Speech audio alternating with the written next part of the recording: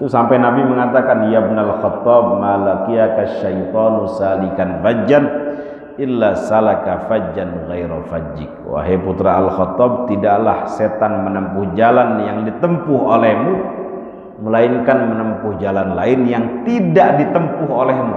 Sayyidina Umar lewat nih, setan nggak berani melewati jalan yang dilewati oleh Sayyidina Umar.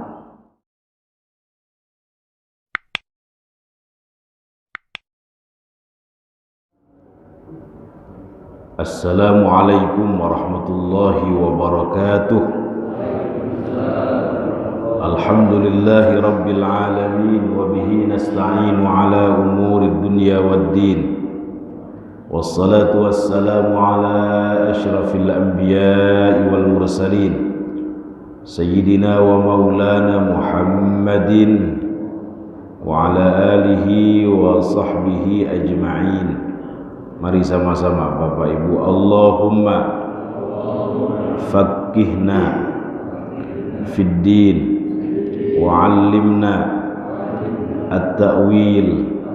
Allahumma inna nas'aluka ilman nafi'a wa 'amalan salihan mutaqabbala wa rizqan wasi'an halalan tayyiban mubaraka. Allahumma ja'alna wa auladana wa dhurriyyatina min ahlil ilmi wa ahlil khair wa ahlil Qur'an wa la taj'alna wa iyyahum min ahlil jahli was-su'i wasyarri wad-dhairi wat-tughyan birahmatika ya arhamar rahimin walhamdulillahi rabbil alamin. Amma ba'd. Hadirin jamaah salat subuh Masjid Jami Baitul Hadi yang dimuliakan Allah Subhanahu wa taala. Alhamdulillah, dalam kesempatan yang mulia ini kita kembali dalam kajian rutin kita, kajian hadis Arba'in Nawawi karya Al-Imam Abu Zakaria Yahya ibn Syaraf An-Nawawi, yang nama aslinya adalah Yahya. Beliau diberikan kunyah Abu Zakaria meskipun beliau tidak menikah, tetapi dipanggil oleh orang-orang saat itu bapaknya Zakaria. Tafaulan ngikutin Nabi Zakaria yang punya anak Yahya. Maka orang Arab kalau ada yang namanya Yahya meskipun tidak menikah seringkali dipanggil Abu Zakaria. Imam Nawawi ini usianya tidak panjang, hanya 45 tahun, tetapi karyanya melebihi umurnya. Kalau kita kan udah nggak punya karya, umur pendek, mudah-mudahan panjang semua Pak ya, dalam ketaatan, yang penting husnul khotimah. Amin ya rabbal alamin. Jadi nama aslinya siapa? Yahya. Nama Yahya ini nama yang diberikan langsung oleh Allah Subhanahu wa taala kepada Nabi Zakaria, putra Nabi Zakaria. Ya Zakaria, inna nubashiruka bi ghulamin ismuhu Yahya lam naj'al lahu min qablu samiyya. Yang sebelumnya belum pernah ada orang siapapun, nabi sekalipun, yang namanya Yahya, sebagai bentuk penghormatan Allah terhadap putra Nabi Zakaria. Selain itu, mudah-mudahan hadirnya kita di sini mendapatkan berkah doanya baginda Nabi besar Muhammad sallallahu alaihi wasallam. Kata beliau, nadzarallahu imra'an sami'a maqalati. Kalau tidak salah ada di belakang mukaddimah itu. Nadzarallahu imra'an sami'a maqalati. semoga Allah menyinari wajah orang yang mendengarkan kata-kataku. Jadi beda Pak, belajar hadis dengan belajar yang lain itu beda. Karena yang kita pelajari kata-kata orang yang paling mulia dunia akhirat. Tidak ada perkataan orang yang begitu dijaga, Nabi sekalipun, sampai nanti hari kiamat, selain sabda-sabdanya, kata-katanya, kalam-kalamnya, ungkapan-ungkapannya, baginda Nabi besar Muhammad sallallahu alaihi wasallam. Kata beliau, semoga Allah menyinari wajah orang yang mendengarkan kata-kataku, fawa'aha, lalu dia memahaminya, wa hafidhaha, syukur-syukur bapak menghafalnya, wa addaha kama sami'a, kemudian menyampaikan kembali sebagaimana yang dia dengar. Ini baru mukadimah aja udah bercahaya semua. Maksudnya kebahagiaan dunia akhirat. Orang yang belajar hadis diberikan kemudahan, sehat lahir batin, cahaya tidak hanya di dunia tetapi di akhirat. Jadi orang yang belajar hadis wajahnya harus selalu ceria, senyum, kira-kira begitu Pak. Ketemu orang jangan cemberut. Kalau cemberut ketemu orang nggak dapat berkahnya baginda Nabi besar, berkahnya doa baginda Nabi besar Muhammad sallallahu alaihi wasallam. Saya pernah ke Papua, ke Jayapura itu. Ini jelas nggak suara saya? Jelas. Saya pernah ke Papua, ada satu komplek wajib, tulisan di atasnya komplek wajib senyum. Di sini juga bisa ditulis di depan, komplek wajib senyum. Belajar senyum susah banget itu, ketemu orang senyum gitu. Mara'aitu, kata sahabat, apa?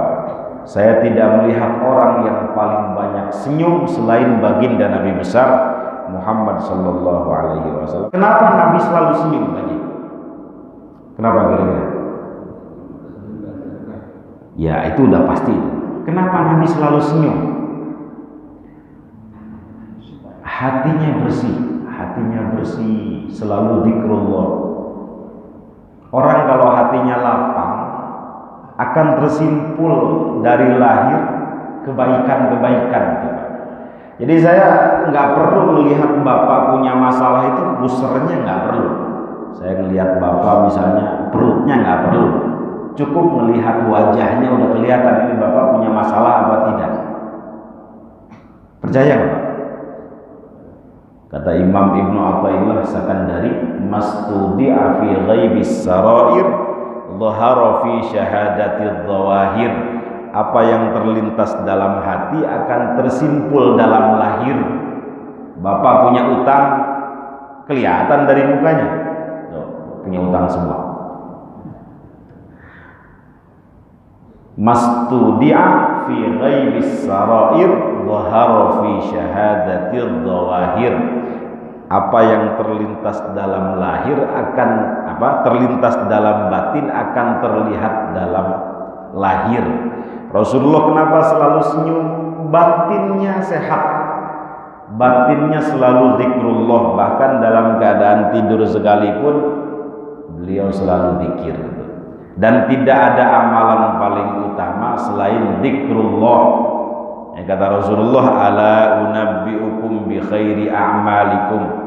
Maukah aku beritahu amalan kalian yang terbaik, wa azkaha inda malikikum, yang paling suci di sisi kalian, wa arfa'iha fi darajatikum, yang paling cepat mengangkat derajat kalian, wa khairil lakum min infaqil dhahabi wal fiddah, yang lebih baik daripada menginfakkan harta perak dan emas, wa khairil lakum min an talqaw aduwakum fatadribu a'naqahum wa yadribu a'naqakum, dan lebih baik daripada engkau menemui musuhmu kemudian engkau penggal leher mereka, mereka pun memenggal lehermu.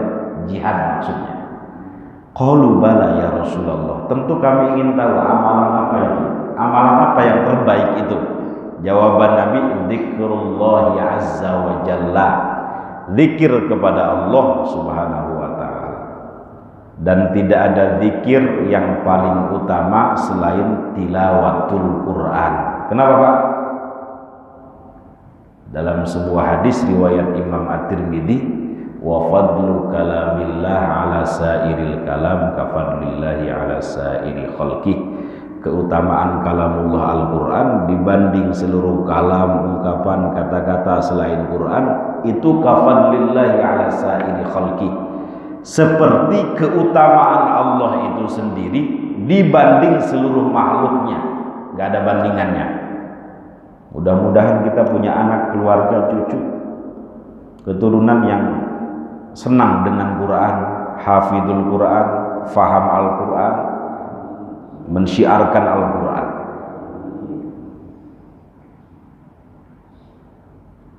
Kita mulai Pak ya. Baru hadis yang pertama kan. Udah punya semua kitab. Mudah-mudahan istiqomah ngaji. Bukan istri tinggal dikontrakin rumah. Kita mulai ya. Bismillahirrahmanirrahim. Qala al-muallifu rahimahullahu tabaraka wa ta'ala wa nafa'ana bihi wa bi'ulumihi wa amaddana bi asrarihi fid dharain amin. Qala an amiril mu'minina. Coba saya minta dibacakan Pak Haji yang pakai baju kuning.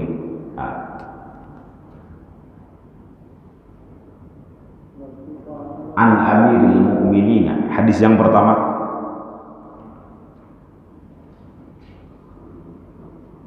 aywa bisur'ah.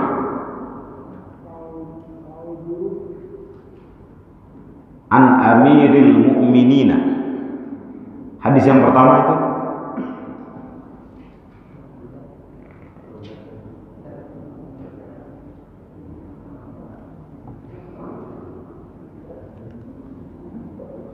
punya kitab semuanya kan?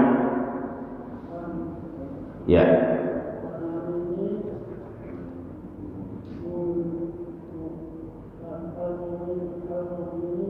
Terus Abi Hafsin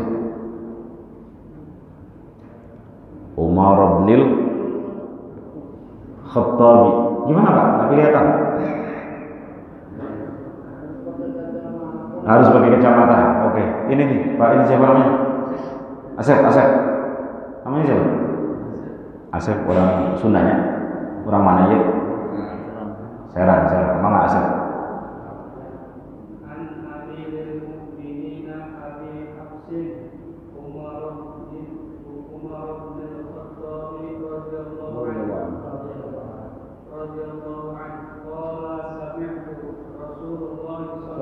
Allahumma salli wa sallim wa barik alaihi.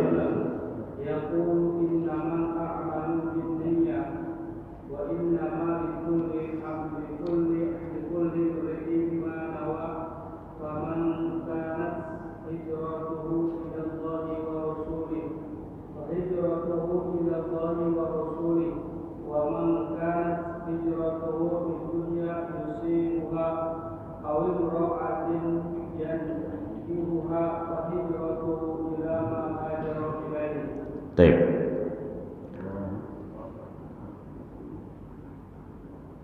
An amiril mu'minin. Saya mau bahas satu-satu.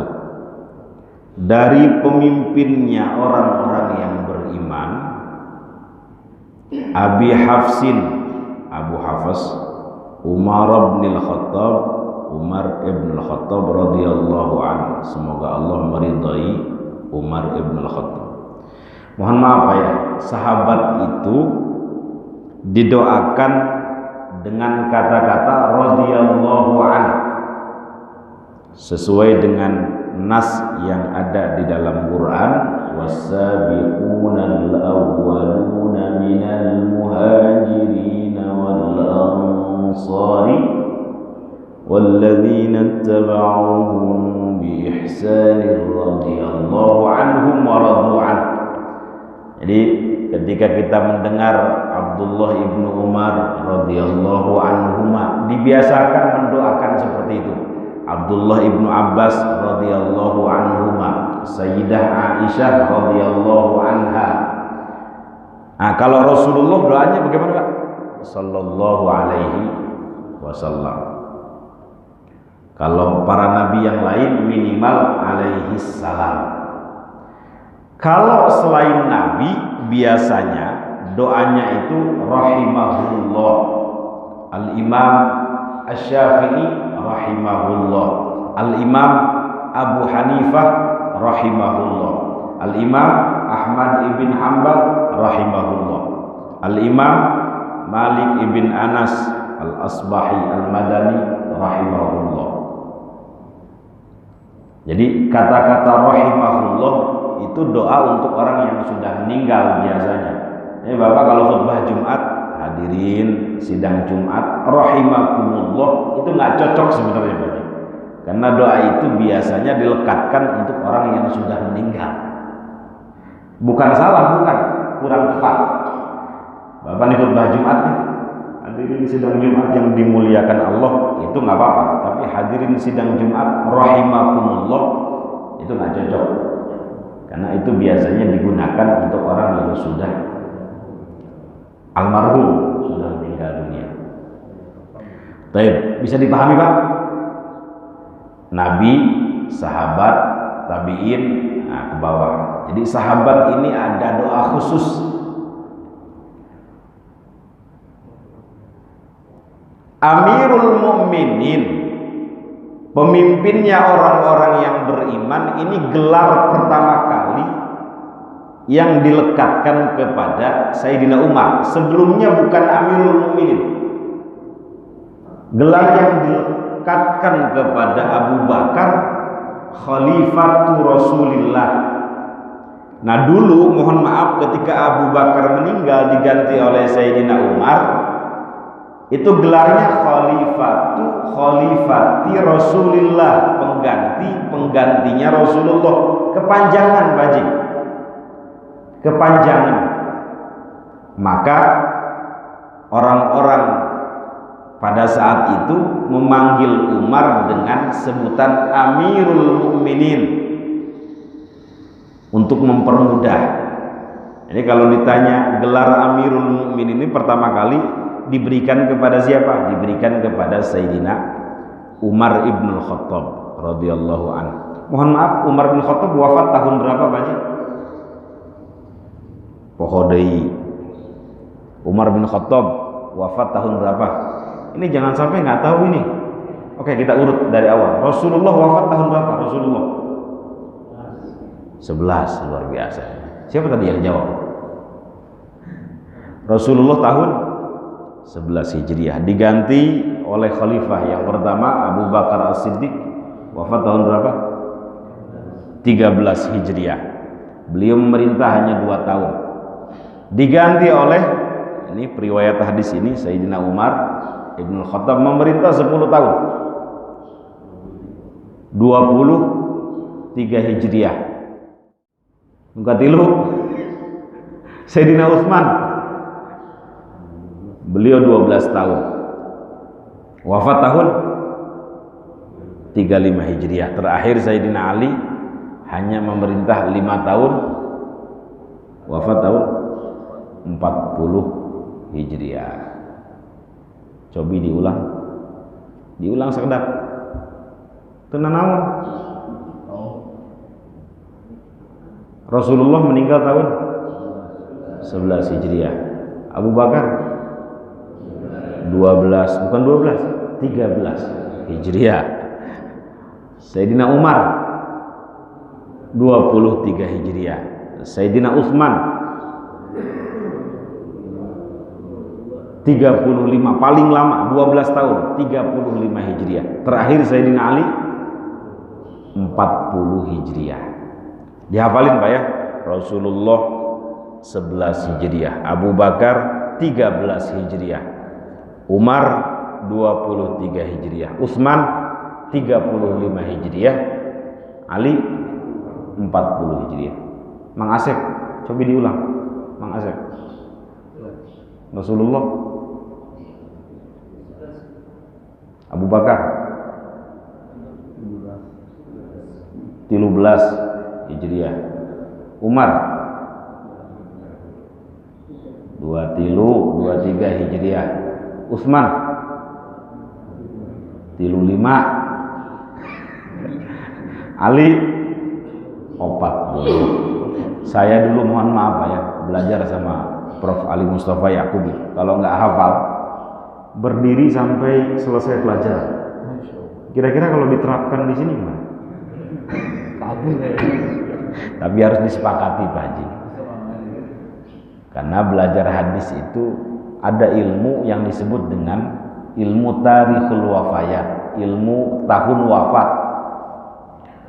Yang kita belajar hadis tapi nggak tahu tahun wafat, nah itu bahaya Pak Haji. Taib. Abu Hafsin, bapaknya Hafiz. Ini bukan berarti, mohon maaf, Umar punya anak yang namanya Hafiz. Beliau nggak punya anak yang namanya Hafiz. Mereka mana ya kalau luar? Tenang. Toilet. Saya ulang, Abu Hafsin, bapaknya Hafiz. Nih lanjutannya. Itu bukan berarti beliau punya anak yang namanya Hafiz, tetapi ini julukan yang diberikan oleh Rasulullah Shallallahu Alaihi Wasallam kepada Sayyidina Umar. Ada yang tahu Hafiz itu maknanya apa? Hafiz. Bapak punya anak namanya Hafiz. Bagus. Artinya ada yang tahu? Hafiz itu anak singa artinya. Jadi kenapa beliau dijuluki anak singa? Garang Pak Haji, Sayyidina Umar, garang. Bapaknya singa, kira-kira begitu. Dulu Abdullah bin Mas'ud sampai ngomong begini, kami ini ketika masuk Islam gak berani sholat di depan Ka'bah. Tapi ketika Sayyidina Umar masuk, kita berbondong-bondong sholat di depan Ka'bah. Karena ketika Sayyidina Umar masuk itu Pak, Islam mulai muncul ke permukaan, berani menunjukkan diri. Orang-orang kafir nggak berani Pak. Makanya Nabi itu berdoa, Allahumma a'izzal Islam bi umarain. Ya Allah, muliakan Islam dengan 2 Umar. 1 Umar bin Khattab, 2 Amr bin Hakam yang dikenal dengan Abu Jahal. 2 orang ini paling ditakuti oleh orang-orang Quraisy saat itu. Tetapi yang ditakdirkan masuk Islam adalah Sayyidina Umar. Itu gara-gara apa Pak masuk Islamnya? Gara-gara mendengarkan surat Toha yang dibacakan oleh adik beliau yang bernama Fatimah binti Khattab. Fatimah binti Al-Khattab. Kalau bisa dihafal tuh Pak surat Toha tuh. Segarang itu Sayyidina Umar, tetapi ketika mendengar bacaan Quran, ainahu tadrifan, matanya meleleh Pak, menangis. Dihafalin Pak ya. Toha ma anzalna 'alaikal Qur'ana litashqa illa tadhkiratan liman yakhsha تنزيلا ممن خلق الأرض والسماوات العلى الرحمن على العرش استوى له ما في السماوات وما في الأرض وما بينهما وما تحت الثرى وإن تجهر بالقول فإنه يعلم السر وأخفى. Terus itu ayat-ayat yang membuat Sayyidina Umar masuk Islam. Saya ulang, Abu Hafsin ini bukan beliau punya anak yang namanya Hafiz, tetapi julukan yang bentuknya kunyah. Bisa dipahami Pak kunyah? Saya punya anak Fawaz namanya, anak pertama saya Fawaz, anak kedua Mumtaz. Dipanggil orang Abu Fawwas, bapaknya Fawwas, itu namanya kunyah. Apa Pak? Kunyah. Sunnah melekatkan kunyah kepada diri kita, kata Imam Nawawi. Bapak punya anak siapa namanya? Dipanggil orang Abu Abdul Aziz, bapaknya Abdul Aziz. Bapak namanya siapa? Soleh. Abdul Aziz dipanggil Ibnu Soleh, anaknya Bapak Soleh. Itu kunyah namanya Pak. Tapi ada kunyah yang bentuknya julukan. Ini bukan berarti Umar punya anak yang namanya Hafiz. Ini kunyah yang bentuknya julukan, lakob. Bahasa Arabnya julukan itu lakob. Seperti Abu Hurairah. Pernah dengar Pak Abu Hurairah? Apa artinya? Bapaknya kucing. Bukan berarti beliau punya anak kucing, bukan. Itu kan kisahnya ketika beliau nemuin kucing itu. Nah, beliau mulai senang dengan kucing. Kucingnya sering dimasukin ke naon ngaranna teh? Dilebetkan ke dia ya, dimasuk-masukin. Kata Rasul, apa itu? Ini kucing kecil, dibawa kemana-mana. Oke, kalau begitu mulai sekarang kau saya panggil Abu Hurairah, bapaknya kucing kecil. Sebenarnya beliau tidak begitu senang karena Hurairah ini tasghir daripada Hirroh, kucing betina. Kenapa nggak Abu Hirin aja, kucing laki-laki gitu? Tapi karena sudah terlanjur masyhur Pak, bahkan nama aslinya tidak semasyhur nama kunyahnya. Nama aslinya siapa Abu Hurairah? Abdurrahman ibn Sakhr. Abdurrahman ibn Sakhr, sama seperti Abu Bakar. Abu Bakar nama aslinya tidak banyak orang tahu. Yang terkenal nama kunyahnya Abu Bakar As-Siddiq. As-Siddiq gelarnya. Nama aslinya siapa?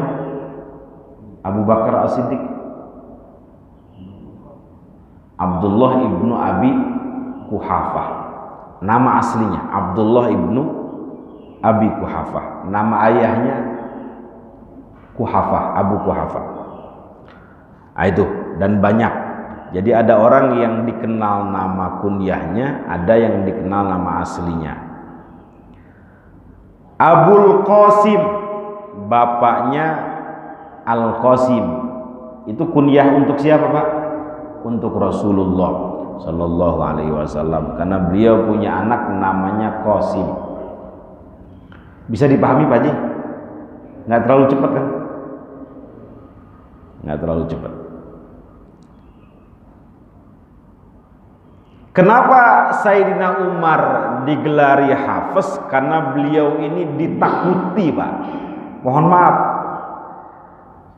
salah satu kelebihan Umar itu ditakuti oleh setan dari kalangan manusia ataupun setan dari kalangan jin.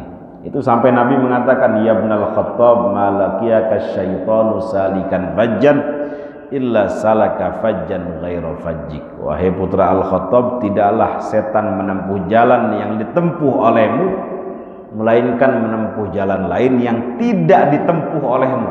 Sayyidina Umar lewat nih, setan nggak berani melewati jalan yang dilewati oleh Sayyidina Umar. Itu salah satu kelebihan Sayyidina Umar, ditakuti oleh setan. Itu saya pernah nanya, apa kelebihan Sayyidina Umar sampai beliau ditakuti setan? Satu, karena beliau punya khosyah, punya khauf yang luar biasa, tinggi kepada Allah. Maka Bapak kalau pengen ditakuti setan, tanamkan rasa takut yang mendalam kepada Allah. Setan nggak berani mendekati itu. Jangankan setan, manusia nggak berani kalau Bapak punya rasa takut yang mendalam. Kenapa orang berani korupsi? Kenapa orang berani memandang rendah orang lain? Kenapa orang berani maksiat, berani membangkang, durhaka? Satu, khaufnya hilang, khosyahnya, rasa takutnya hilang. Nah, yang dimiliki oleh Sayyidina Umar itu rasa takut ini, Pak. Kelihatannya garang gitu. Tapi kalau mendengar Allah, mendengar Rasulullah, meleleh itu Pak Sayyidina Umar. Itu yang membuat beliau ditakuti. Yang membuat beliau ditakuti oleh siapapun. Dengar langkah Sayyidina Umar, setan-setan lari banyak. Luar biasa. Maka mohon maaf, menanamkan rasa takut itu dianjurkan oleh Islam. Penakut nggak boleh, tetapi menanamkan rasa takut penting. Bahkan surganya 2 ya Pak Haji ya. Apa dalam surat Ar-Rahman tuh? Waliman khafa maqama rabbih jannatan. Dan ciri ulama itu punya khasyah. Kalau ada ulama nggak punya rasa takut, nggak hati-hati, ngomongnya sembarangan, nggak dipikir dengan matang, itu bukan ulama, namanya ubaru. Ulama bukan ulama, ubaru.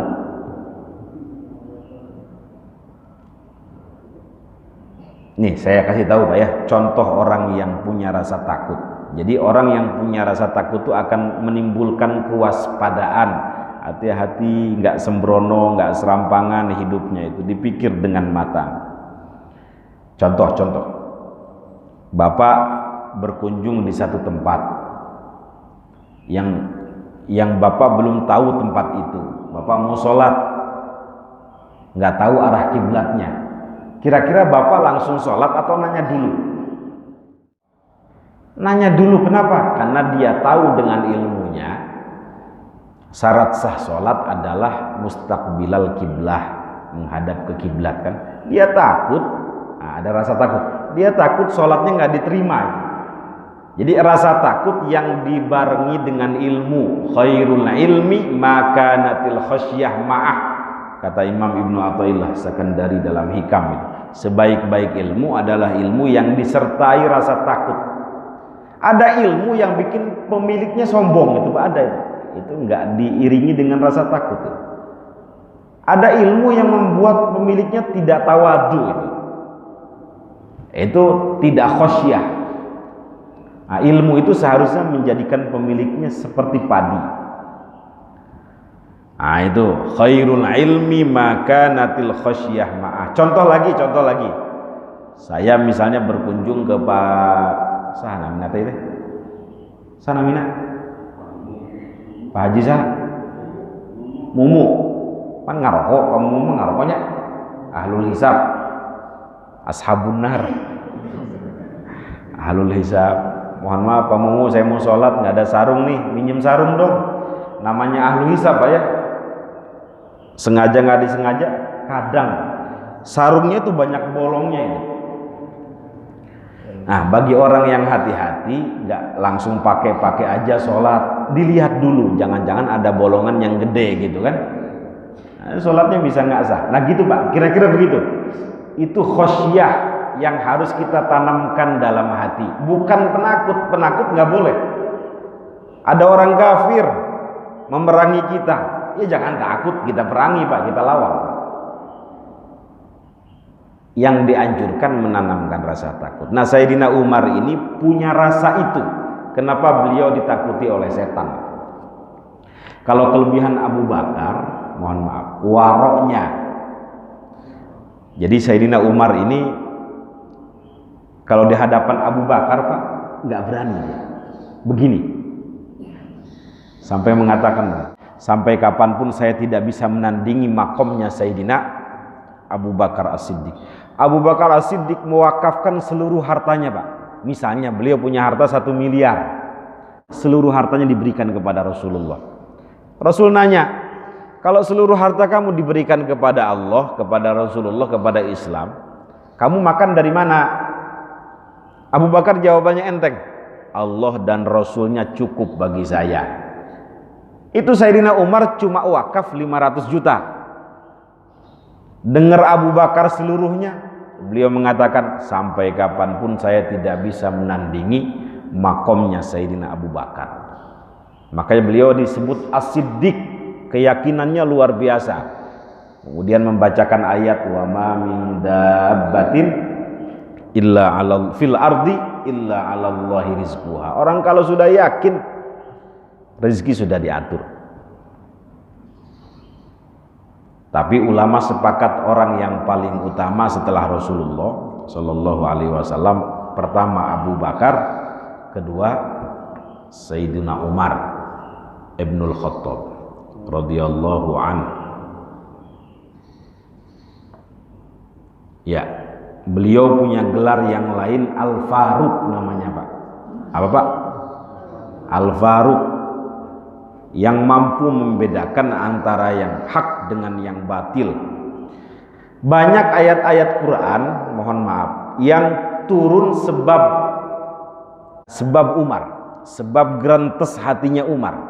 Contoh misalnya ketika beliau melihat istri-istri Nabi keluar tanpa penutup kepala, tanpa jilbab. Seandainya, kata beliau, sebelum turun ayat jilbab ini, keluarga Nabi ini keluar ada tutup kepalanya gitu, lebih enak dilihat. Nggak lama kemudian turun ayat jilbab. Itu gara-gara Umar gerentes hati begitu. Makanya Nabi sampai bilang, innallaha ja'alal haqqa ala lisani Umar wa qalbih. Sesungguhnya Allah menjadikan kebenaran atas lisannya Umar dan hatinya Umar. Jadi Umar itu, seandainya ada nabi, kata Rasulullah, maka Umar yang menjadi nabi. Karena lisannya, hatinya selalu sesuai, sering sesuai dengan wahyu Allah Subhanahu wa ta'ala. Termasuk masalah khomer. Masalah khomer, beliau awalnya bertanya-tanya, ini sebenarnya hukum khomer ini bagaimana sih? Yas'alunaka 'anil khamri. Belum yakin beliau hukum khomer, turun lagi ayat la taqrabus salata wa antum sukara. Kalau mau sholat jangan mabok. Dulu masih mabok sahabat itu, karena belum jelas hukum minum khomer. Jadi masih bahasanya itu ismuhuma akbaru min naf'ihima. Dosanya lebih besar daripada manfaatnya. Ada manfaatnya tapi dosanya lebih besar. Masih minum tuh. Nah, ada sahabat yang ketahuan minum kemudian sholat dia. La taqrabus sholata wa antum sukara. Jangan sholat dalam keadaan mabok. Belum diharamkan betul itu. Sampai kemudian turun ayat terakhir, innamal khamru wal maisiru wal ansabu wal azlamu rijsun min amalish syaitan fajtanibuhu la'allakum tuflihun. Itu sudah plek haram mutlak. Baru Sayyidina Umar tenang. Itu banyak ayat-ayat, ada berapa? Sekitar 12 ayat yang menyebabkan apa? Yang menjadi gerentesnya Sayyidina Umar. Naon gerentes teh? Gerentes teh naon? Gundah gulananya Sayyidina Umar. Tayyib. Kita masuk hadisnya, Pak ya. Qala, berkata siapa Sayyidina Umar, sami'tu, aku telah mendengar Rasulullah sallallahu alaihi wasallam yaqul. Rasulullah sallallahu alaihi wasallam bersabda.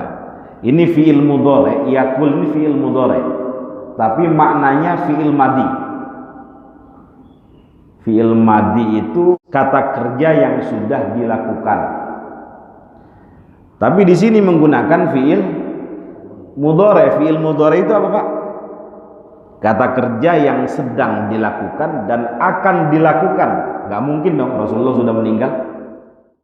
Maka yaqulu di sini fi'il mudhari tapi maknanya fi'il madhi. Sama seperti dalam Quran, ya ayyuhalladzina amanu idza qumtum ilas salati faghsilu wujuhakum. Itu kan menggunakan fi'il madhi itu. Apabila engkau telah melaksanakan sholat, faghsilu wujuhakum, basuhlah wajahmu, maksudnya wudu. Gak mungkin kan? Itu fi'il madhi bimakna fi'il mudhari, maknanya fi'il mudhari. Memang bahasa Arab tuh perlu kita pelajari Pak ya. Ada yang bentuknya kata kerja lampau tapi maknanya sedang kita lakukan.